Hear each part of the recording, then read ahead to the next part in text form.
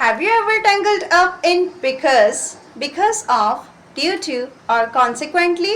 Let's make it easier by providing smooth and real examples with explanation. Because it is used for telling the reason or cause about something that how is it happened. It's a subordinating conjunction. For example, the bell was ringing but he did not respond because he was sleeping. Here the word because is a subordinating conjunction which represents the clause he was sleeping. That is the main reason that why didn't he respond.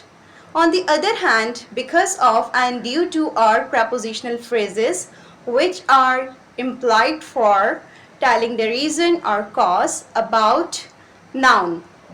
But there is a minor difference between them. Because of is used at the beginning of the clause. On the other hand, due to is implied at the middle of sentence.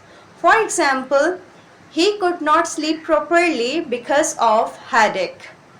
Here, because of is a prepositional phrase and the word headache is a noun. That is the reason that why didn't he sleep properly. He has not completed his assignment due to his illness.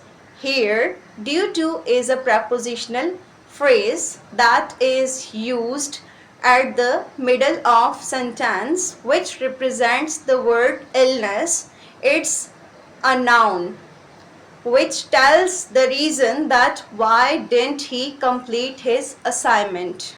As far as consequently is concerned, it is an adverb which is used for telling final report or an effect about something. For example, it's been rained for 3 days, consequently the bridge fell apart.